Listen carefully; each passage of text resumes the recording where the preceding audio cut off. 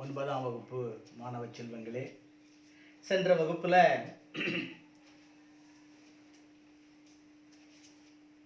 நம்ம தமிழகத்தினுடைய பங்கு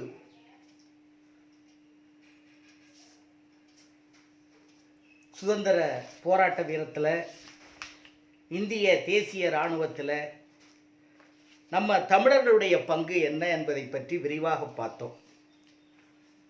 அதில் எப்படியெல்லாம் இந்தியர்கள் அந்த தமிழர்கள் பங்கு கொண்டு சுதந்திரத்துக்காக போராடினார்கள் என்பதை பற்றி விரிவாக பார்த்தோம். இன்றைய பாடம் நமக்கு தம்பி சீவக சிந்தாமணி அப்படின்னு சொல்லியிருக்கு. இந்த சீவக சிந்தாமணி அப்படிங்கிற பொழுது கொஞ்சோண்டு அந்த நூலை பற்றி நீ தெரிஞ்சுக்கணும். சீவக சிந்தாமணி ஐம்பெரும் காப்பியங்களுள் ஒன்று.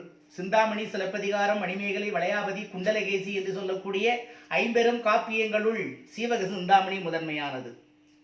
விருத்தப்பாக்களால் ஆனது. இதில் இளம்பகம் என்று உட்பிரிவுகள் உண்டு. 13 இளம்பகங்கள் உண்டு இந்த நூலில். அந்த சீவகன் 8 திருமணங்களை செய்வதால் இதற்கு மணநூல் என்ற ஒரு பெயரும் உண்டு. நாமகள் இளம்பகத்தில் நாட்டுவளம் என்னும் பகுதி நமக்கு பாடமாக வந்துள்ளது. இதை எழுதிய ஆசிரியர் திருத்தக்க தேவர். இவர் சமண சமயத்தை சார்ந்தவர். இந்த நூல் சமண சமயத்தை சார்ந்த நூல். சமண சமயம் என்பது இன்பச்சுவை மிக்க இது இலக்கியம் ஏற்ற முடியுமா என்று ஒரு கேள்வி எழுந்த பொழுது திருத்தக்க தேவர் இன்பச்சுவை நிமிந்த ஒரு காப்பியத்தை சமண சமய முனிவரால் எழுத முடியும் என்று எழுதி காமித்தவர். காலம் 9ஆம் நூற்றாண்டு. இது இந்த சிந்தாமணி பாடுவதற்கு முன்னோட்டமாக ஒரு நரிவிருத்தம் பாடியிருக்கிறார் என்ற ஒரு கூறுவாரும் உண்டு. இந்த நாட்டுவளம் பாடுவதற்கு முன்பு சீவக சிந்தாமணின்னா என்னன்னு உனக்கு முதல்ல தெரியணும். சிலப்பதிகாரம்னா கோவலன் கண்ணகியை பற்றி கதை அப்படின்னு தெரியுது இல்லையா? அது மாதிரி இந்த சீவக சிந்தாமணிங்கிறத பற்றி என்ன அப்படின்னு ஒரு நோட்டம், ஒரு 2 வரி பார்த்துக்க சொல்கிறேன். இந்த திருத்தக்க தேவர் காமச்சுவை சிறந்த காப்பியத்தை பாடிக்கொண்டே துறவு உலகத்துக்கும் சென்றவர். மிகச்சிறந்த ஒரு சிறப்புடையவர். நமக்கு இந்த பாடத்தை தந்திருக்கிறார்.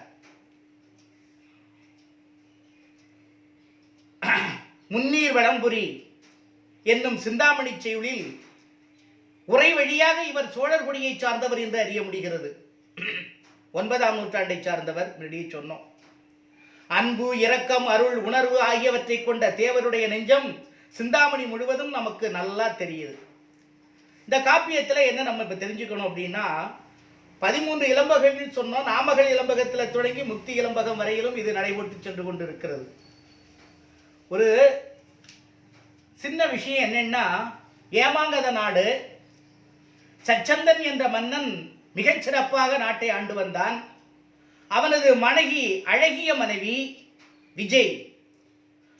அந்த மனைவியின் மீது தான் ஏற்பட்ட அளவு மிகுந்த அன்பினை வெளிப்படுத்திய காரணத்தினாலே ஆட்சி பொறுப்பிலே கொஞ்சம் பங்கெடுத்துக் கொள்ளாமல் அந்த புறத்திலே மனைவியோடையே கொஞ்சம் மிகுதியாக தங்கிவிட்டான் அரசன். அப்பொழுது ஒரு அமைச்சன் இருப்பான். ஒரு அரசன் இருந்தா அமைச்சன் இருப்பான். அந்த அமைச்சன் கட்டியங்காரன். அவன் சதிவலை பின்னி அரசன் ஆட்சி பொறுப்பை கவனிப்பதே இல்லை, அந்த புறத்திலே இருக்கிறான்.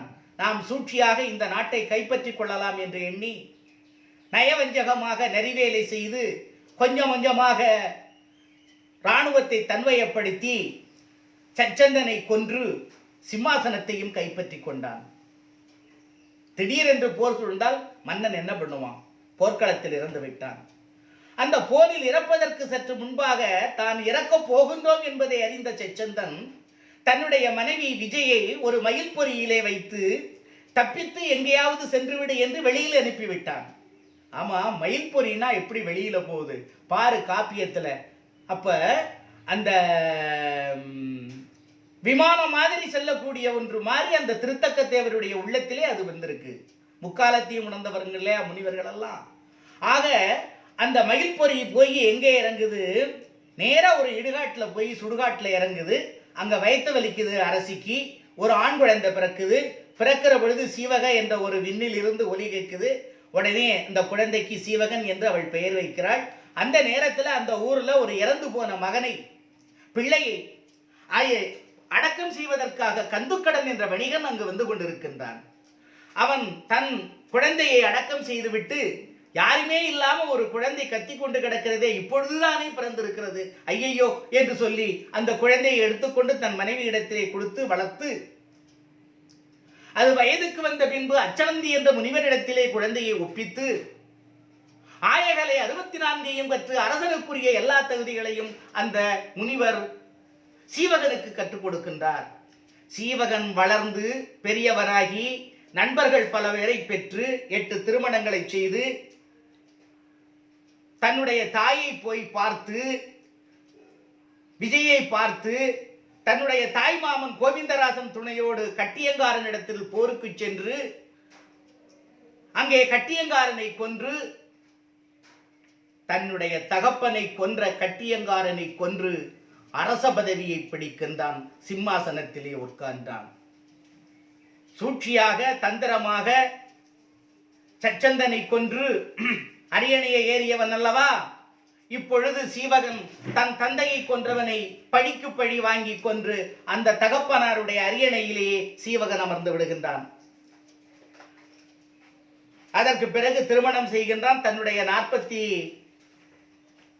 45வது வயதிலே தன்னுடைய மூத்த மகனிடத்திலே அரியணையை அரச பதவியை கொடுத்து துறவுக்கு சென்று முக்தி அடைகின்றான் என்று கதை போய் கொண்டிருக்கிறது. இந்த இடத்துல நமக்கு பாடமா வந்திருக்கிறது சீவக சிந்தாமணியினுடைய இந்த ஏமாங்கத நாட்டின் வளம் வந்திருக்கு. இந்த ஏமாங்கத நாடு என்ற நாடு எப்படிப்பட்ட வளங்களை எல்லாம் தன்னகத்தே கொண்டிருந்தது என்பதைத்தான் நாம் இன்னைக்கு பார்க்க போறோம். நமக்கு இருப்பது ஏமாங்கத நாட்டினுடைய வளம்.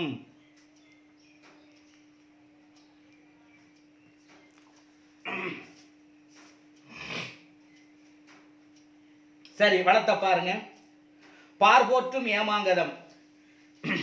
காய் மாண்டதெங்கின் பழம் வீழ கமுகின் நெற்றி பூமாண்ட தீந்தேன் தொடைக்கீறி வறுக்கை பொழுந்து தேமாங்கனி சிதறி வாழைப்பழங்கள் சிந்தும் ஏமாங்கதம் என்று இசையால் திசை போயது உண்டே. காய் மாண்டதெங்கின் பழம் வீழ. இந்த நாடு எப்படி இருக்குன்னா, படத்துல எடுத்த உடனே பார்போற்றும் ஏமாங்கதம் உன் பக்கத்துல படமே போட்டிருக்கு பாரு. காய் மாண்டதெங்கின் பழம் வீழ வானுர ஓங்கி வளர்ந்திருக்கின்ற தென்னை மரத்தில் இருந்து முற்றிய நெற்றானது கீழே விழுகின்றது. கமுகின் நெற்றி, கீழே இருக்கின்ற பாக்கு மரத்திலே அந்த நெற்றானது கீழே விழுகின்றது. கமுகின் நெற்றி பூமாண்ட தீந்தேன், பூமாண்ட பொலிவில் சிறந்த, பூமாண்ட பொலிவில் சிறந்த தீந்தேன், நறுமணமிக்க அருமையான தேன். அங்கே தேன் கூடு கட்டி இருக்கின்றது. அந்த தேனடைகளில் அந்த தேங்காய் விழுகின்றது. அவற்றை அவை கீறி கொண்டு நேரே கீழே வருகின்றது. வறுக்கை பொழுந்து, வறுக்கைனா பலாமரம். பலாமரத்திலே அந்த தென்னை நெற்று வருகின்ற பொழுது தேனடையோடு சேர்ந்து வந்து பலாமரத்தில் இருக்கக்கூடிய பலாச்சொலையையும் எடுத்துக்கொண்டு கீழே வருகிறது. தேமாங்கனி சிதறி, அதுக்கு கீழே வருகின்ற பொழுது வாழை மரம் இருக்கின்றது. வாழை மரத்திலே நன்கு பழுத்த வாழைப்பழங்கள் இருக்கு. அந்த வாழைப்பழத்தையும் சேர்த்து அடித்து கொண்டு கீழே வருகிறது. அப்ப ஒரு நாட்டில் நல்ல நலம் வளம் அதிகமா இருக்குங்கிறத இது அவன் சொல்றான், வேற ஒண்ணும் இல்லை. அதாவது வானுர ஓங்கிய தென்னை மரம், அதுக்கு கீழே பாக்கு மரம், நெற்று யாரும் வெட்டுவார் இல்லாம அப்படியே கீழே இருந்த நெற்று கொட்டிக்கிட்டே இருக்கு. நம்ம வீட்டில் இருந்தா 2 மாசத்துக்கு ஒரு திருப்பம் வெட்டிடுவோம். வறுமை, அங்க வறுமையற்ற நாடு. ஆகவே அந்த நாட்டில் அந்த தென்னை மரத்துல யாரும் வெட்டுறதில்லை. அப்படியே நெற்று கீழே கொட்டுது. அது அப்படியே பாக்கு மரத்துல பட்டு கீழே இருக்கிற பலா மரத்துல பட்டு தேனெல்லாம் சேர்ந்து நேராக அப்படியே கீழே வந்து மாம்பழத்திலையும் பட்டு மாமரத்துக்கு கீழே இருக்கிற வாழை மரத்திலையும் பட்டு கீழே வருது. இத்தனை வளங்களையும் அந்த ஏமாங்கத நாடு பெற்றுள்ளது என்று திருத்தக்க தேவர் சொல்றார். தென்னை மரத்தில் இருந்து நன்றாக முற்றிய காய் விழுகிறது. அந்த வேகத்திலே பாக்கு மரத்திலே இருக்கக்கூடிய சுவை மிகுந்த தேனடையை கிழித்து கொண்டு கீழே அந்த நெற்று வருகிறது. பலாப்பழத்தை பார்க்குது. பலாப்பழத்தை பிளந்துக்கிட்டு கீழே மாமரத்தில் மாங்காய் பழம் பழுத்து தானா இருக்கு. அந்த மாங்கனி சிதந்து கீழே அப்படியே கொட்டுது. அப்படியே மாங்கனியோடு சேர்ந்து அதுக்கு கீழே இருக்கக்கூடிய வாழை மரத்திலையும் வந்து கொட்டி பல திசைகள்லையும் அந்த புகழ் பருகுது. இத்தகைய சிறப்பினையும் வளத்தினையும் கொண்டது ஏமாங்கத நாடு என்று திருத்தக்க தேவர் அந்த ஏமாங்கத நாட்டினுடைய வளத்தை கூறுகிறார். பாட்ட பாரு. தெங்குன்னா தேங்காய், இசைன்னா புகழ், வருக்கைன்னா பலாப்பழம், நெற்றின்னா நெய் உச்சி மேலே இருக்கிற மரம்னு அர்த்தம், வேற ஒன்றும் இல்லை. காய் மாண்ட தெங்கின் பழம் வீழம் கமுகின் நெற்றி பூ மாண்ட தீந்தேந்தொடை கீறி வருக்கை பொழுந்து தேமாங்கனி சிதறி வாழை பழங்கள் சிந்தும் மாங்கதம் என்று இசையால் திசை போயதுண்டே. இத்தனை வளங்களையும் ஒருங்கே பெற்றது அந்த ஏமாங்கத நாடு என்று ஆசிரியர் நமக்கு தெளிவாக கூறுகிறார். இதையெல்லாம் உங்களுக்கு படிப்பதற்கு சுலபமா உள்ள பாடல். அடுத்தபடியா அந்த ஊர்ல வள்ளல்கள் எப்படி நிறைய பேர் இருக்கிறாங்க, கொடுக்க கொடுக்க நிறைய பேர் வள்ளல்கள் இருக்கிறாங்க அப்படின்னு சொல்றார். வள்ளல் கைத்தல மாந்தரின் மால் வரை கொள்ளை கொண்ட கொடுநிதி குப்பையை உள்ளம் இல்லவர்க்கு ஊர் தொறும் உய்த்து உராய் வெள்ளம் நாடு மடுத்து விரைந்ததே. அந்த ஊர்ல பாரு, வந்து வீட்டால இறந்து கேட்பவர்களுக்கு இல்லை என்னாது வாரி வழங்கக்கூடிய செல்வர்களை போன்றது வெள்ளம். வெள்ளம் வருதான் எங்கே? நாலாவது வரியை பாரு. வெள்ளம் அந்த எடுத்துக்கிட்டியா, வெள்ளத்தை எடுத்துக்கிட்டியா, வெள்ளத்தை எடுத்துக்கிட்டு முதல் வரியில பாரு, மால் வரைன்னு ஒரு வரி இருக்கு பாரு. வெள்ளம் மால் வரை கொள்ளை கொண்ட கொடுநிதி குப்பையை, அப்படி பொருள் கொள்ளணும். கொள்ற பொழுது வெள்ளம், வெள்ளம் என்பது என்னன்னா வந்து இறந்து கேட்பவருக்கு இல்லை என்றாது வாரி வாரி வாரி வாரி செல்வங்களை எல்லாம் கொடுக்கக்கூடியவர்கள் இருக்கிறார்களே, அதை போன்றது வெள்ளம். அந்த வெள்ளமானது மால் வரை மலை உச்சி, அந்த மலை உச்சியிலிருந்து கொள்ளை கொண்ட வாரி கொண்டு கீழே வருது. அருவியில தண்ணி அந்த மலை உச்சியில இருந்து கொள்ளை கொண்ட கொடுநிதி குப்பையை, செல்வ குவியலை, அதாவது நல்லா வேடிக்கை பார்த்து சொல்றான் பாரு. உயர்ந்த மலையிலிருந்து செல்வ குவியலை சேர்த்து கொண்டு வந்து அந்த அருவி யாருக்கு கொடுக்குதான்? உள்ளம் இல்லவர்க்கு, உள்ளம் இல்லவர்க்கு, அதாவது ஊக்கம் இல்லாதவருக்கு. ஊக்கம் இருக்கிறவன் சம்பாரிச்சிடுவான், நாளைக்கு தேடிடுவான். அந்த உள்ளத்திலே ஊக்கம் இல்லாதவன் தான் கையரட்டியும் கட்டிக்கிட்டு யார் கொடுப்பாங்கன்னு பார்த்து ஐயா அப்படின்ட்டு போய் நிற்பான். யார் வீட்லையும் அம்மா 2 அன்னம் போடுங்க தாயே நின்றுட்டு இருப்பான். அந்த ஊக்கம் இருக்கிறவன் அந்த மாதிரி போய் யார் வீட்லையும் கேட்க மாட்டான், தினம் 10 காசு சம்பாரிச்சிருவான். இங்க அழகா சொல்றாரு சோம்பேறி யாருன்னு சொல்றாரு பாரு. உள்ளம் இல்லவர்க்கு ஊர்தோறும் உய்த்துராய் அப்படின்னு சொல்றார். யாருக்கு நல்ல ஊக்கம் இல்லாத மக்களுக்கு ஊர்தோறும் வழங்கும் வகையில் அந்த தண்ணியானது நிலா ஊர் பூரா, ஏமாங்கத நாடு பூரா தண்ணி பாயுதான், அருவி தண்ணி. இந்த அருவி தண்ணி நல்லா பாயுது, அங்க வாரி வழங்குறாங்கிறத சொல்றதுக்கு எவ்வளவு ஓமைகளையும் உருவகங்களையும் பாட்டில் அமைச்சு கொடுக்கிறார் அப்படின்னு பாரு. இறந்து கேட்பவருக்கு இல்லை என்றாது வாரி வழங்கக்கூடிய செல்வர்களை போன்று வெள்ளம் வருகின்றது. அந்த வெள்ளம் வர்றது மாதிரி அந்த ஊர்ல எல்லாரும் அள்ளி அள்ளி கொடுக்குறாங்களாம்ப்பா. சும்மா கொஞ்சம் 1-2 கொடுக்கல. வெள்ளம் உனக்கு தெரியும், இந்த வழி டிவியில பார்த்துருப்பா. கடலூர் மாவட்டம், அந்த வட மாவட்டங்கள்லாம் ஒரே தண்ணி போக்கு அடிச்சு போனதை பார்த்துருப்பா. அதான் வெள்ளம் வரும். அந்த மாதிரி இறந்து கேட்பவர்களுக்கு இல்லை என்றாது வாரி வழங்கக்கூடிய செல்வர்களை போற வெள்ளம் போகுது. அந்த வெள்ளம் உயர்ந்த மலையில் இருந்து செல்வ குவியலை சேர்த்து கொண்டு யார்கிட்ட போகுதான்? ஊக்கமில்லாத மக்களுக்கு ஊரோரும் சென்று வழங்கும் வகையில் பறந்து அந்த ஏமாங்கத நாடு பூரா அந்த தண்ணி போகுதான் அப்படின்னு சொல்றார். வள்ளல் கொடுக்கும் நன்மக்களில் சொல்ற வள்ளல். வள்ளல் கைத்தல மாந்தரின் மால்வரை கொள்ளை கொண்ட கொடுநிதி குப்பையை உள்ளம் இல்லவர்க்கு ஊர்தொரும் உய்த்துயிராய் வெள்ளம் நாடு மடுத்து விரைந்ததே. அப்ப இந்த பாட்டுல என்ன பொருள் இருக்குன்னா, முதல் இதுல வளத்தை சொன்னார், இதுல வள்ளலை சொல்றார், வாரி வழங்கக்கூடிய வள்ளல்களை சொல்றார். கேட்பவர்களுக்கு இல்லை என்றாலும் வாரி வழங்கக்கூடிய வள்ளல்கள் இருக்கிறாங்க. அதை போன்று வெள்ளம் போகுது. அந்த வெள்ளம் மலையினுடைய உச்சியிலேருந்து வருது. அப்படி உச்சியிலேருந்து வர்றது நிறைய செல்வ குவியலை கொண்டு வருது. அது ஏமாங்கத நாட்டில் இருக்கக்கூடிய எல்லாருக்கும், அதாவது உள்ளத்தில் தெம்பு இல்லாதவன் அப்படின்னு சொல்றார். அது என்ன சொல்றார்? உள்ளம் இல்லவர்க்கு ஊர்தொரும்னு சொல்லிடுறார். அதாவது ஊக்கமில்லாத மக்களுக்கு அந்த செல்வத்தை கொடுப்பதற்காக அந்த வெள்ள நீரானது, அந்த அருவி நீரானது ஏமாங்கத நாடு முழுவதும் பரவி பரவி போயிட்டு இருக்கு அப்படின்னு சொல்றார். அடுத்தாப்புல சொல்றார், மனம் கமழும் கழனி. வயல் எப்படி இருக்குன்னு சொல்றார். தொடர்ந்து பாடல் இல்லை, ஒவ்வொரு சிறப்பா சொல்லிக்கிட்டு போறார். கழனினா வயல், வயல் எப்படி இருக்கு அப்படின்னு சொல்றார். நெறி மறுப்பு எருமையின் ஒருத்தல் நீழ்கினம் செறிமறுப்பு ஏற்றினம் சிலம்ப பண்புரி பொறிவரி வராலினம் இரிய புக்குடன் வெறி கமல் கழனியுள் உடுனர் வெள்ளமே. மறுப்புன்னா கொம்பு, வெறினா மனம், கழனினா வயல், செறி அப்படின்னா சிறந்த, இரிய ஓட அப்படின்னு சொல்றார். என்ன சொல்றார்? நெறி மறுப்பு எருமையின் நெளிந்த நெளிந்த எருமைக்கு கொம்பு வந்து காளமாட்டு கொம்பு மாதிரி மேலாக இருக்காது, அப்படியே சுருட்டிக்கிட்டு வளவா இருக்கும், வளைஞ்ச கொம்பு மாடு அப்படிம்பான். அதைத்தான் சொல்றான். நெறி மறுப்பு எருமையின் ஒருத்தல், ஆண் எருமை கடா எருமை, ஆண் கடா எருமை என்ன சொல்றான்? ஆண் கடா எருமையினுடைய கொம்புகள் அப்படியே வளைஞ்சு வளைஞ்சு இருக்கு, அழகான கொம்புகளுடைய ஆண் எருமைகளும். அப்புறம் சொல்றான் பாரு, சரி மறுப்பு ஏற்றினம், ஏற்றினம் காளமாடு, ஏறுன்னா காளை இல்லையா?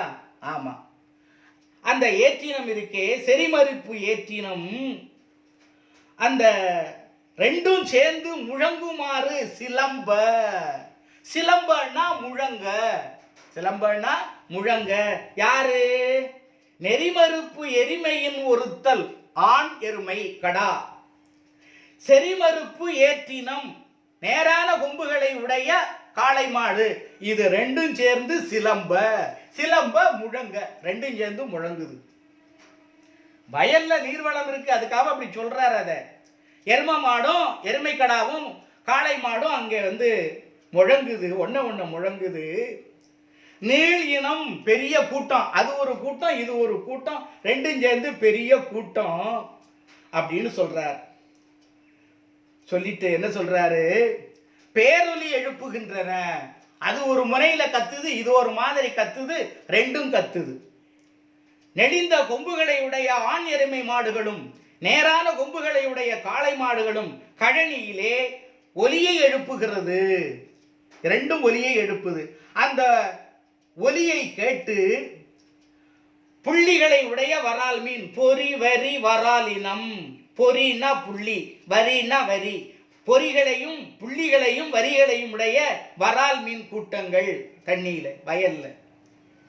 பொறி வரி வரால் இனம் இரிய புக்குடன் இரிய ஓடுது, பயந்து ஓடுது தண்ணியில. வந்து இது ரெண்டு மாடுகளும் சேர்ந்து அங்கு இங்கும் வாய்க்கால்ல ஓடுற பொழுது அந்த வாய்க்கால்ல இருக்கக்கூடிய வரால் மீன் என்ன பண்ணுது? அது பயந்து ஓடுது. என்னமோ மீனை பிடிக்க வர்றானோ என்னமோ மீனவன்னு ஓடுது. சத்தம் போட்டுக்கிட்டு வாய்க்கால்ல ஓடுனா அதுக்குள்ள இருக்கிற மீன் என்ன பண்ணும்? அதுவும் கடந்து பயந்து அங்கே இங்கே ஓடும். இதுல நமக்கு என்ன தெரியுது? அந்த ஏமாங்கத நாடு நீர்வளப்பம் உள்ள நாடு, அவ்வளவுதான் அதனுடைய பொருள். அப்ப அங்க வந்து ஆண் எருமை மாடு பெண் எருமை காளை மாடெல்லாம் இருக்கு அப்படின்னா அதுக்கு என்ன அர்த்தம்? அவ்வளவும் வளப்பம் பொருந்திய நாடு ஏமாங்கத நாடு அப்படிங்கிறது தான் அதனுடைய உட்பொருள். அப்ப மீனினம் ஓடுது அப்படின்னு சொல்றார். வெறி கமல் கழனியுள் உழுனர் வெள்ளமே, இந்த மனம் வீசுகின்ற வயலிலே உழவர் கூட்டங்கள் வெள்ளம் போல இருக்கு. எங்க பார்த்தாலும் உழவர்கள் நாத்து தூக்கி வீசுறதும் உழுவுறதும் நடுறதும் அந்த கூட்டம் வயல்ல எங்க பார்த்தாலும் இருக்கு. பாட்ட பாரு. நெறி மறுப்பு எருமையின் ஒருத்தல் நீளினம் செறி மறுப்பு ஏற்றினம் சிலம்ப பண்புரி பொறிவரி வராலினம் இரிய புக்குடன் வெறி கமல் கழனியுள் உழுவர் வெள்ளமே. உழுவருடைய கூட்டம் வயல்ல இருக்கான். இப்ப இந்த பாட்டுல என்ன இருக்கு அப்படின்னு கேட்டா, எரும மாடு கொம்புகளை உடையது, ஆண் காளை மாடு நீண்ட அழகிய கொம்புகளை உடையது, ரெண்டும் முழக்கம் செய்து இந்த முழக்கத்தை கேட்டு அந்த வாய்க்காலில் இருக்கக்கூடிய வரிகளையும் புள்ளிகளையும் உடைய வரால் மீன் பயந்து ஓடுது. அந்த நேரத்தில் உழவர் கூட்டம் மனம் வீசுகின்ற, ஏன்னா வெறி கமழ்னு சொல்றான், வெறின்னா சிறந்த, வெறின்னா மனம், மனம் கமழ்ந்த அந்த கழனியிலே வயல்களிலே உழவர் கூட்டம் அதிகமாக காணப்படுகிறது அப்படின்னு சொல்றான். இதுதான் இந்த பாட்டினுடைய கருத்து. அடுத்தபடியா என்ன சொல்றாரு அடுத்த பாட்டுல? தலை வணங்கி விளைந்த நெற்பயிர், ஒரு நெல் பயிரை வச்சு ஒரு பாட்டு பாடிடுறார்.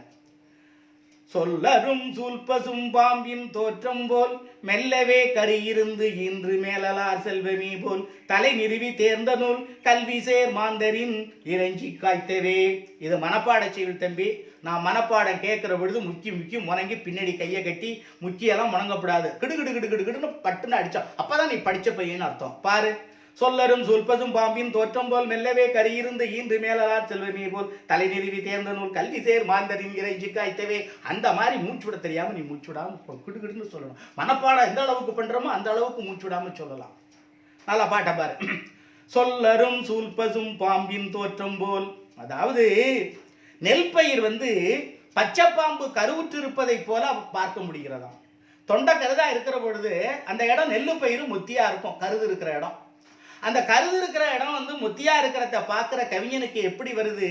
பச்சை பாம்பு கருவுற்று இருப்பதை போல அந்த இடம், கருவுற்ற பச்சை பாம்புக்கு வயிறு எப்படி முத்தியா இருக்குமோ அந்த மாதிரி அந்த நெல் பயிருக்கும் தொண்டை கருதா இருக்கிற பொழுது முத்தியா இருக்குதான். என்ன அழகா சொல்றாரு பாருப்பா. சொல் நெல் பயிர், பச்சை பாம்பு ஓமை, பச்சை பாம்பு ஓமை. அந்த பச்சை பாம்பை போல நெல் பயிர் கருவுற்று இருக்கு அப்படின்னு சொல்றார். அதான் சொல்லரும் சூல் பசும்பாம்பின் தோற்றம் போல், பசும்பாம்பின் தோற்றம் போல் நெல் பயிர் கருவுற்றிருக்கு. அது அப்படியே நான் மடம் பண்ணிக்க அப்படியே. இதெல்லாம் ரொம்ப சுலபமான குரல் பாட்டு. சொல்லரும் சூல் பசும்பாம்பின் தோற்றம் போல் மெல்லவே கரு இருந்து இன்று மேலலார் செல்வமே போல். ராப்பா அழகா சொல்றாருயா. நெற்பயினுடைய தோற்றம் அப்படி சொல்லிட்டு என்ன சொல்றார்? மெல்லவே நெற்பயிர் கதிர் விட்டு நிமிர்ந்து நிற்குது. கதிரை வெளியில வந்துருது. அதுக்கு அப்படியே வெளியில தொண்டை கருதா இருக்கு, மொள்ளா வெளியில வருது நெல்லு கதிர். வயல்ல பாரு நேரா செங்குத்தா இருக்கும், வளையாது. அது பால் பிடிச்சி நெல் உண்டாகி அப்புறம் அறுவடை செய்யறதுக்கு கொஞ்ச நாளைக்கு முன்னாடி தான் அந்த நெல்கயிறு தலை சுமிச்சு வளைஞ்சி நிற்கும். அப்ப நேரா தான் நிற்கும். அதைத்தான் சொல்றாரு, மெல்லவே கரு இருந்து ஈன்று மேலலார் செல்வமே போல். அங்கதான் கருத்து. மேலலார் செல்வம்னா யாரு அப்படின்னு கேட்டீங்கன்னா, அவன் மேலலார யார் சொல்றது? கல்வி அறிவு இல்லாதவன் சொல்றது, திமிரு பிடிச்சவன் சொல்றது, பக்குவம் இல்லாதவன் சொல்றது. அந்த மேலலார் செல்வமே போல் ஒரு தகுதி இல்லாதவன்கிட்ட, ஒரு பணிவில்லாதவன்கிட்ட, ஒரு படிக்காதவனிடத்திலே, பணிவில்லாதவனிடத்திலே செல்வம் வருகின்ற பொழுது அந்த நெல்கதிர் மாறி நிற்பானா, மேலலார் செல்வம் போல் நிற்பானா, கதிர் நிற்கும். அப்படிதான் நெற்கதிர் நேரா நிற்கும். அது மாதிரி இவனும் புது பணம் படைச்சவன் என்ன பண்ணுவான்? அப்படியே திமிரா ரப்பா அப்படியே தலையெல்லாம் வணங்காம நெஞ்ச உளிச்சுக்கிட்டு இப்படியே அப்படின்ட்டு வருவான். அதைத்தான் மேலலார் செல்வம்னு சொல்றான். அந்த மேலலார் செல்வமே போல் பக்குவம் இல்லாதவர் தலை நிமிர்ந்து நிற்பது போல அந்த நெல்கதிரும் நேரா மேல நிக்கி. எங்க போய் ஓமை சொல்றார்? பக்குவம் இல்லாதவனிடத்திலே, ஒரு பணிவில்லாதவனிடத்திலே, ஒரு தன்மை குணம் இல்லாதவனிடத்திலே, ஒரு விட்டு கொடுக்கும் நல்ல குணம் இல்லாதவனிடத்திலே செல்வம் சேருமாயின் அவன் தலை நிமிர்ந்து நிற்பான். அவன் தலை நிமிர்ந்து நிற்பதை போலவே இந்த நெற்பயிரும் கரு கொண்டு பச்சை பாம்பை போல நின்று கொண்டிருக்கிறது என்று கூறுகிறார். செல்வமே போல் தலை நிறுவி தேர்ந்த நூல், நல்ல நூல்களை படிச்ச கல்வி சேர்மாந்தரின் இறைஞ்சி காய்த்தவே. இறைஞ்சி தலை வணங்கி, நல்ல நூல்களை நிறைய படிச்சவன் தலைவணங்கி நடப்பான். அத மாதிரி நல்லவர்களுடைய பணிவை போல அந்த நெல் பயிரானது முற்றியவுடன் கதிர்கள் கீழாக்க சாய்கிறது. பத்தியா? அதாவது மேலலார் செல்வம் போல பச்சை பாம்பு கரு கொண்டதை போல நெற்பயிர் நேரா நிக்குதுன்னு சொல்லிட்டார் முதல்ல. அடுத்தபடியா நல்ல நூல்களை படித்தவர், கற்றவர், நல்லவர்கள், பணிவில் சிறந்தவர்கள், தன்மையானவர்கள் பணத்தை பெறுகின்ற பொழுது, செல்வத்தை பெறுகின்ற பொழுது எப்படி பணிவா நடந்து கொள்வார்களோ அந்த நல்லவர்களைப் போல, கற்றவர்களைப் போல இந்த நெற்பயிரும் மணி முத்த முத்த நேராக நின்ற நெற்பயிர் கொஞ்சம் கொஞ்சமா தன்னுடைய தலையை தாழ்த்தி கீழே வருகின்றது. அப்ப சான்றோருடைய செல்வம் நெற்றிய நல்லா முற்றி போன நெற்கதிர், படிக்காதவனுடைய செல்வம், பணிவில்லாதவனுடைய இருக்கக்கூடிய செல்வம் நேரா நிற்கிற நெற்கதிர். அருமையான கருத்துப்பா.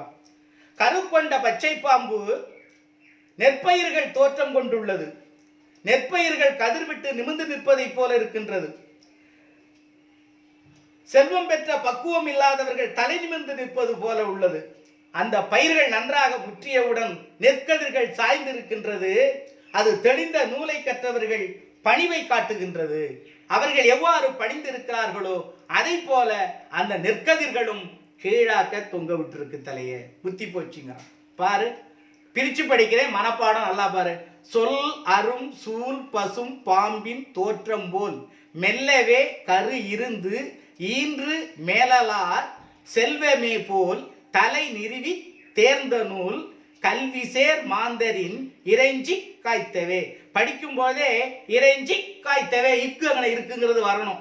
நிறுவி தேர்ந்த நூல் இத்துங்கிறது அங்கே இருக்குன்னு தெரியணும். அங்கே எழுதுற பொழுது அந்த இத்து இக்கும் விட்டு போச்சுன்னா 2 அடிக்கோடு போட்டு அரை மார்க்கு போயிடும். அதுக்கு இடம் கொடுக்காம நீ செய்யணும்.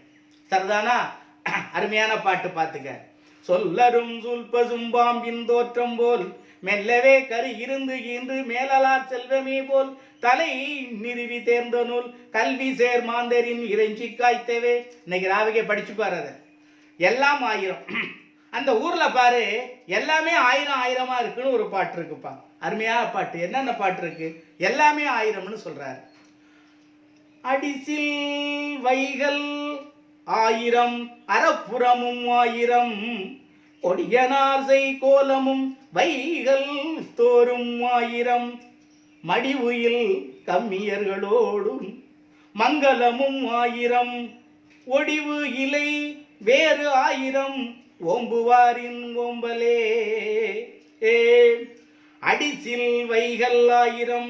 அடிசில் சோறாக்குற இடம், சமையல் செய்கின்ற இடம். அடிசில் வைகள் 1000 சமையல் செய்கின்ற இடம் 1000. அடிசில்னா சமையல் செய்கிறது. அடிசிற்சாலை, அந்த அடிசிற்சாலை அங்கே 1000 ஏமாங்கத நாட்டில் உள்ளது. அடிசிற்சாலை 1000. அறப்புறமும் 1000 வரியில்லாத நிலங்கள், இறையிலி நிலங்கள், தர்மத்திற்கு கொடுக்கப்பட்ட நிலங்கள், புலவருக்கு கொடுக்கப்பட்ட நிலங்கள். அந்த அரசனுடைய நாட்டிலே யாராருக்கெல்லாம் வரி இல்லாமல் நிலங்கள் கொடுக்கின்றானோ அந்த இறையிலி நிலங்கள் 1000 என்று சொல்லுகின்றார். அப்ப சமையல் செய்கின்ற அடிசிற்சாலைகள் 1000. அதான் முதல் கருத்து. 1வது கருத்து, அடிசில் வைகள் 1000. அடிசிற்சாலைகள் 1000 இருக்கிறது. அறப்புறம் 1000. வரியில்லாத இறையிலி நிலங்கள் 1000 இருக்கிறது. கொடியனாசை கோலமும் வைகள் தோறும் 1000. பெண்கள் அலங்காரம் செய்யக்கூடிய இடங்கள் 1000. 1000 இடங்கள் அங்கே பெண்கள் தன்னை அலங்காரம் செய்யக்கூடிய இடங்கள் 1000 இருக்கின்றது. அந்த காலத்திலே குளத்தை சுற்றிலும் பெண்கள் ஆடைகள் மாற்றிக் கொள்வதற்காக, அலங்காரம் செய்வதற்காக அரசர்கள் மாடங்கள் அமைத்திருந்தார்கள். ஏன்னா அப்ப பாத்ரூம் எல்லாம் கிடையாது, வீட்டில் போரெல்லாம் கிடையாது இல்லையா? அப்ப எல்லாருமே குளங்கள்லாம் குளிப்பாங்க. குளத்துல குளிச்சுட்டு வெளியில வந்த உடனே அந்த மறைவிடம் பெண்களுக்கு உடை மாற்றிக் கொள்வது, அந்த இடத்துல அலங்காரம் செய்து கொண்டு வெளியிலே வருவது என்று சொல்லி அந்த மாடங்கள் அமைத்திருந்தார்கள் அரசர்கள் இந்த காலத்திலே. அதைத்தான் அவர் 1000 என்று சொல்லுகின்றார். கொடியனார், கொடியனார்னா பெண்கள், மகளிர். அந்த கொடியனார் செய் கோலமும் வைகள் தோறும் 1000 மடிவுயில் கம்மியர்களோடு மங்களமும் 1000. மடிவுயில், மடிவுன்னா சோம்பல். அந்த சோம்பல் இல்லாத, என்னது சோம்பல் இல்லாத, சோம்பல் என்பதே கொஞ்சம் கூட இல்லாத திருமண மண்டபம், திருமணம் 1000. மடிவு இல்லாத கம்மியர்கள், கம்மியர்னா தொழிலாளர்கள், அந்த தொழிலாளர்கள் 1000. சோம்பல் இல்லாத தொழிலாளர்கள் 1000 அப்படின்னு சொல்றார். செய்தொழிலில் சிறிதும் சோம்பல் இல்லாதவர்கள், செய்யக்கூடிய தொழிலிலே சோம்பல் இல்லாதவர்கள் 1000 பேர் இருக்கிறாங்க. யாரை பார்த்தாலும் வேலை செய்கிறவன் கொட்டாவி விட்டு அப்படின்னு கொட்டாவி விட்டு வேலையை பார்த்தாலும் அந்த தொழிற்சாலையே விடியாது. எவன் காலையில் எழுப்பி குளிச்சு விட்டு சாமி கும்பிட்டு தொழிற்சாலை நல்லா இருக்கணும், நம்ம தொழில் நல்லா இருக்கணும்னு நிறைய வேலைக்கு போகணும். எல்லா தொழிலையும் அப்படித்தான், பள்ளிக்கூடமும் அப்படித்தான், தொழிற்சாலையும் அப்படித்தான், பஸ் ஓட்டுறவங்களும் அப்படித்தான், லாரி ஓட்டுறவங்களும் அப்படித்தான். எந்த தொழிலுக்கு போனாலும் காலையில் நல்ல எண்ணங்களோடு எழுந்து குளிச்சு கடவுளை வணங்கி இன்றைய தொழில் நல்லா சிறப்பாக இருக்கணும்னு சொல்லி கையெழுத்து கும்பிட்டு போனால் எல்லாமே சிறப்பாக இருக்கும். எத்தனை பேர் அதெல்லாம் செய்கிறாங்க. அந்த காலத்தில் பாரு, மடிவுயில் கம்மியர்களோடு அந்த தொழிலாளர்கள் 1000 பேர் சோம்பேறித்தனம் இல்லாமல் இருந்திருக்கிறாங்க. அதனால் நிகழக்கூடிய திருமணங்களும் ஆயிரம், மங்கல்யம் மங்களமும் ஆயிரம், மங்களமும் ஆயிரம், தொழிற்சாலைகளும் தொழிலாளர்களும் ஆயிரம், மங்களமும் திருமணங்களும் ஆயிரம். ஒடிவு இலை வேறு ஆயிரம் ஓம்புவாரின் ஓம்பலே அப்படிங்கிறான். கவனிப்பா, அந்த ஏமாங்கத நாட்டிலே காவல் செய்கின்ற தளர்வு இன்றி, அப்பதான் அவன் ஒடிவு இன்றின்னு சொல்றான். ஒடிவு இலை வேறு ஆயிரம் ஓம்புவார். ஒடிவு இலை தடை இல்லை. அந்த தடையில்லாத காவல் தொழிலாளிகள் 1000 பேர், ஏமாங்கத நாட்டை காவல் செய்கின்றவர்கள் 1000 பேர். அல்லா பாட்ட கவனி. அடிசிற்சாலைகள் 1000, சமையல் செய்யக்கூடிய, மக்களுக்கு சமைச்சு போடக்கூடிய, சமையல் செய்யக்கூடிய அடிசிற்சாலைகள் 1000, வரி இல்லாத நிலம் 1000, பெண்கள் அலங்காரம் செய்யக்கூடிய இடங்கள் 1000, சோம்பல் இல்லாத தொழிலாளர்கள் 1000, அங்கு நடக்கக்கூடிய திருமணங்கள் 1000, அந்த ஏமாங்கத நாட்டை காவல் செய்யக்கூடிய காவலர்கள் 1000. இதாயா 6 கருத்து. கையை விட்டு எண்ணிக்கிட்டு சொல்லலாம். அடிசிற்சாலைகள் 1000, வரி இல்லாத நிலம் 1000, பெண்களுக்கு அலங்காரம் செய்யும் இடம் 1000, சோம்பல் இல்லாத கம்மியர்கள் 1000, திருமணம் 1000, காவலர்கள் நாட்டை காக்கின்றவர்கள் 1000. 6 கருத்துக்கள் இடம்பெற்றுள்ளது. இந்த 6 கருத்துக்களையும் நீ மனப்பாடம் பண்ணு. அதான் எல்லாம் 1000, அங்கே இருக்கக்கூடியது 1000. அடுத்தது நாடுகள் சூழ்ந்த ஏமாங்கதம். இந்த நாடு எப்படி இருக்குன்னா, இந்த ஏமாங்கத நாட்டை சுற்றிலும் பல நாடுகள் சூழ்ந்து இது நடுவில் ஒளி போல திகழ்கின்றதாம். அப்படி சொல்றார் அந்த நாட்டை. என்ன சொல்றார்? ஒளி போல திகழ்கின்றதாம். நடுக்குள்ள இருக்கும் அந்த ஏமாங்கத நாடு. நற்றவம் செய்வாருக்கு இடம், தவம் செய்வாருக்கும் அகுது இடம். நற்பொருள் செய்வாருக்கு இடம், பொருள் செய்வாருக்கும் அகுதிடம். வெற்ற இன்பம் விளைவிப்பான் விண் விண் உவந்து வீழ்ந்ததென மற்ற நாடு வட்டமாக வைகுற்ற மற்ற நாடாரோ. வட்டமாக வைகுமற்ற நாடாரோ என்று சொல்றார். அல்ல, இதையும் விரல விட்டு எண்ணிக்கலாம். கருத்து தான் நமக்கு. நற்றவம் செய்வாருக்கு, அதாவது நல்ல தவம் செய்கின்றவர்களுக்கு ஏற்ற இடம் அந்த இடம். வீடு வேறு வேண்டும் என்று தவத்தினை மேற்கொண்டு வாழ்கின்ற முனிவர்கள் வாழ்வதற்கு சிறந்த நாடு ஏமாங்கத நாடு என்பது முதல் கருத்து. மறந்துடக்கூடாது. நான் இப்ப கேட்பேன் தம்பி, ஒண்ணு பாத்துக்க. நற்றவம் செய்வாருக்கு இடம், வீடு வேறு வேண்டும் என்று தவம் செய்வர்களுக்கு ஏற்ற இடம் அந்த ஏமாங்கத நாடு. 2, தவம் செய்வாருக்கும் இடம் அது. அதென்ன நற்றவம், இது தவம். முதல்ல உள்ளது திருமணம் பண்ணாமே கானகத்திலே சென்று தவம் செய்து மோட்சம் வீடு வேறு போகணும்னு இருக்கிறாரே, அவர்களெல்லாம் தங்கி இருந்து வாழக்கூடிய நாடு அந்த ஏமாங்கத நாடு. அடுத்த தவம் என்ன சொல்றார்? மறுமை இன்பம் வேண்டி அந்த மறுமை இன்பத்திற்காக இல்லறம் செய்து கொண்டு வாழக்கூடிய மக்கள் வாழக்கூடிய நாடும் அந்த நாடுதான். 2க்கும் சொல்றார். திருமணம் செய்துகளாமே அந்த வீடு வேறு வேண்டி கானகத்திலே இருக்கக்கூடிய முனிவர்கள் வாழக்கூடியதும் அந்த ஏமாங்கத நாடு. மறுமை இன்பம் வேண்டி இல்லறத்வாசியாக அங்கு வாழக்கூடியவர்கள் தங்கி இருக்கக்கூடிய நாடும் ஏமாங்கத நாடு என்று அந்த ஏமாங்கத நாட்டில் 2 தவம் செய்கின்றவர்களும் தங்கி இருக்கலாம் அப்படின்னு சொல்றார். 3, நற்பொருள் செய்வாருக்கு இடம். நற்பொருள் நிலையான பொருள், கல்வி, கேள்வி.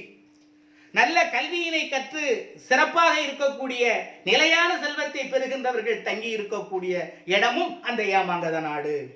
நற்பொருள், கல்வி போன்ற நிலையான செல்வம். அடுத்தது பொருள் செய்வாருக்கும் அகுது இடம். அந்த பொருள் தான் நிலையற்ற பொருள். நிலை இல்லாத செல்வம் சொல்றமே, வீடு, வாழ்வு, மாடு, வாகனங்கள், நகை, இந்த மாதிரி உள்ளதெல்லாம் நிலையில்லாத பொருள், அழியக்கூடிய பொருள். அந்த அழியக்கூடிய பொருளாகிய பொருளை சம்பாதிப்பதற்காக ஏற்ற நாடும் அந்த ஏமாங்கத நாடு. நல்லா கேட்டுக்கணும். நற்பொருள், நிலைத்த செல்வம், கல்வி செல்வம். அந்த கல்வி செல்வத்தை பெறக்கூடியதற்காக உள்ள நாடும் இந்த நாடுதான். அடுத்தது பொருள் செய்வாருக்கு. வீடு, ஆடு, மாடு, கோழி, பண்ணை, பங்களா, போக்குவரத்து இந்த மாதிரி அழியக்கூடிய பொருள்களை சம்பாதிக்கக்கூடிய நாடும் அந்த ஏமாங்கத நாடு தான். அப்போ மொத்தம் 2 2 4 2 6 கருத்தாச்சு தம்பி உனக்கு. அடுத்தது கடைசியில என்ன சொல்றான்? பெற்ற இன்பம் விளைவிப்பான் விண் உவந்து வீழ்ந்ததென மற்ற நாடு வட்டமாக வைக்குமற்ற நாடரோ. மற்ற நாடுகளெல்லாம் வட்டமாக சூழ்ந்து எல்லையாக இருக்க இந்த நாடு நடுக்குள்ள சிறப்பு பெற்றிருக்கு. எப்படி? மற்ற நாடு வட்டமாக வைகுமற்ற நாடரோ. மற்ற நாடுகளெல்லாம் சுற்றி இருந்து இந்த ஏமாங்கத நாடு நடு சந்தி நடு மத்தியிலே சிறப்பு பொருந்திய பொலிவு பெற்று சிறப்பாக இருக்கு. வெற்றியை உடைய இன்பத்தை உலகம் விடுமாறு செய்வதற்காக விண்ணுலகமே மகிழ்ந்து நிலத்தில் வந்து வீழ்ந்து கிடப்பதை போல, விண்ணுலகத்தில் உள்ளவர்களே இங்க வந்து இருப்பதை போல பெற்ற இன்பம் விளைவிப்பான் விண் உவந்து வீழ்ந்தன. விண்ணுலகத்திலே இருக்கிறவர்கள்லாம் வெற்றி வேண்டும் என்பதற்காக இங்கே வந்து வீழ்ந்து கிடப்பதை போல இருக்கின்ற நாடு அப்படின்னா, வெற்றியை உடைய இன்பத்தை உலகம் விரும்புமாறு செய்வதற்காக விண்ணுலகமே மகிழ்ந்து நிலத்தில் விழுந்து வீழ்ந்து கிடக்கிற மாதிரி இந்த நாடு இருக்கு. விண்ணுலகத்தில் உள்ளவங்க எல்லாமே இங்க வீழ்ந்து கிடக்கிற மாதிரி இந்த நாடு இருக்கு. மற்ற நாடுகள் எல்லாம் வட்டமாக இருக்க இந்த நாடு நடுநாயகமாக ஒளி பெற்று திகழக்கூடிய நாடு. கருத்தை சேர்த்து சொல்றேன், நல்லா கவனிச்சுக்க. 1, வீடு வேறு வேண்டும் என்று தவம் செய்கின்றவர்கள் வசிக்கக்கூடிய நாடு. மறுமை இன்பம் வேண்டும் என்று திருமணம் செய்து கொண்டு இன்பமாக வாடுகின்றவர்கள் வாடும் நாடு. முதல் வரியில 2 கருத்து. மூணாவது கருத்து நிலையான பொருளாகிய கல்வியை தரக்கூடிய இடம் இந்த நாடு. அழியக்கூடிய நிலையற்ற பொருள்களை சம்பாதிக்கக்கூடியவர்கள் வாழக்கூடிய நாடு இந்த நாடு. செல்வத்தில் 2, தவத்தில் 2 சொல்றான். முதல் 2 வரியில அதான். முதல் தவத்திலே வீடு பேர் வேணும்னு தவம் செய்கிறவர்கள் வாழக்கூடிய நாடு இந்த நாடு. மறுமை இன்பம் வேண்டும்னு சொல்லி இல்லறவாசியாக வாழ விரும்புகிறவர்கள் வாழக்கூடிய நாடு இந்த நாடு. அழியாத செல்வத்தினை பெற்று வாழக்கூடிய மக்கள் வாழக்கூடிய நாடு இந்த நாடு. அழியக்கூடிய செல்வங்களை பெற்று வாழக்கூடிய மக்கள் வாழும் நாடு இந்த நாடு. 4 கருத்தாச்சா தம்பி? 5வது கருத்து என்னன்னு கேட்டீங்கன்னா, இந்த நல்ல வெற்றியை பெற வேண்டும் என்பதற்காக மேலுலகத்திலே இருந்து விண்ணுலகத்திலே இருந்து மகிழ்ந்து இங்கே வந்து வீழ்ந்து கிடக்கக்கூடிய அளவுக்கு சிறப்பு பொருந்திய நாடு இந்த நாடு. இதுதான் 5வது கருத்து. 6வது கருத்து என்னன்னா, மற்ற நாடுகளெல்லாம் வட்டமாக சூழ்ந்து எல்லையாக இருக்க நடுக்குள்ள இந்த ஏமாங்கத நாடு ஒளி பெற்ற சிறப்பு பொருந்திய நாடாக இருக்கின்றது. இதுதான் இந்த நாடு என்று 6 கருத்துக்களை சொல்லுகிறார். இப்படி பாடலுக்கு பாடல் 6 கருத்து 4 கருத்துக்கள் இருக்கு. இந்த பாட்டை படிங்க. மனப்பாடம் 1 இருக்கு. மொத்தம் 6 கருத்துக்கள் இருக்கு. மொத்தம் எத்தனை கருத்துக்கள் இருக்கு? 6 கருத்துக்கள் இருக்கு. 6 பாடல். உண்மையான தவம் செய்வகின்றவர்களுக்கும் இல்லறம் நடத்துவோருக்கும் இனிய இடம். அது ஒரு கருத்தா எழுதாதே, 2ஆ எழுது. ஏமாங்கத நாடு உண்மையான தவம் செய்பவர்களுக்கு உள்ள நாடு. அதாவது அதுக்கு என்ன விளக்கமா எழுதுனா, வீடு பேறு வேண்டி தவம் செய்கின்றவர்கள் வாழும் நாடு. 2வது கருத்து இல்லறம் நடத்துவோருக்கும் இனிய நாடு. அந்த ஒரு வரியே நீ 2 கருத்தா எழுதணும் அதுல.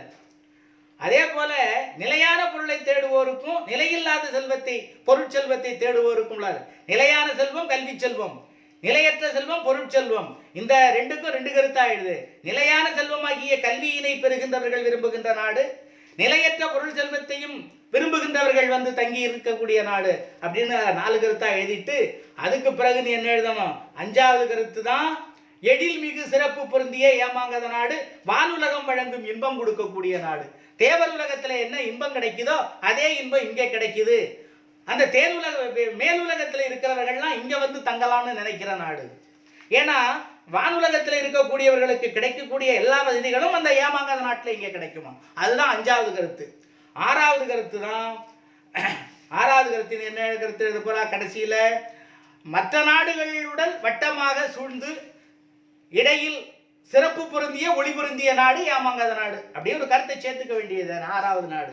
ஏன்னா அவன் கொடுத்துருக்கிற கடைசி வரியில மற்ற நாடு வட்டமாக வைகுமற்ற நாடரோ அப்படின்னு சொல்றதுனால அந்த 6வது கருத்தையும் நம்ம ஒரு கருத்தா எடுத்து எழுதலாம். இந்த பாடலெல்லாம் நல்லா படியுங்க. இதில் என்னென்ன இருக்குங்கிறத படிச்சுக்கிடுங்க. தெங்கு, தேங்காய், இசை, புகழ், வறுக்கை, பலாப்பழம், நெற்றி, உச்சி, அடிசில், சோறு. அடிசில்லாம் சோறு, அடிசில் சாலைன்னா சோறு சமைக்கிற இடம். மடிவுன்னா சோம்பல், கொடியனார் மகள். இந்த பொருளை எல்லாம் பார்த்துக்கிடுங்க. சிந்தாமணியில் இந்த உள்ள ஒரு பாக்ஸில் ஒரு கலம்பகம் 13 கலம்பகம் கொடுத்துருக்கு பத்தியா.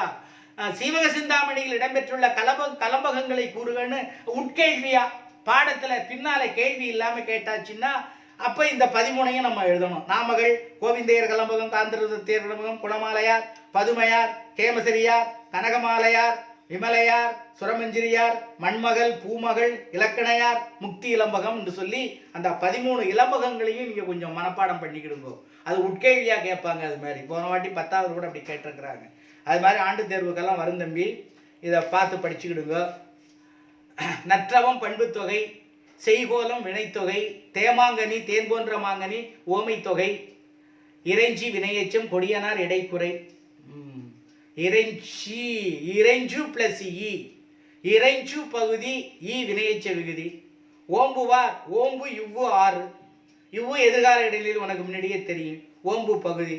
இதிலெல்லாம் ஒன்றும் பிரச்சனை இல்லை உனக்கு. ஆமாம், இதோட இருக்கட்டும் தம்பி இன்றைய பாடம். நமக்கு அடுத்த பாடம் முத்தொள்ளாயிரம்னு ஒரு சின்ன பாட்டு இருக்குது.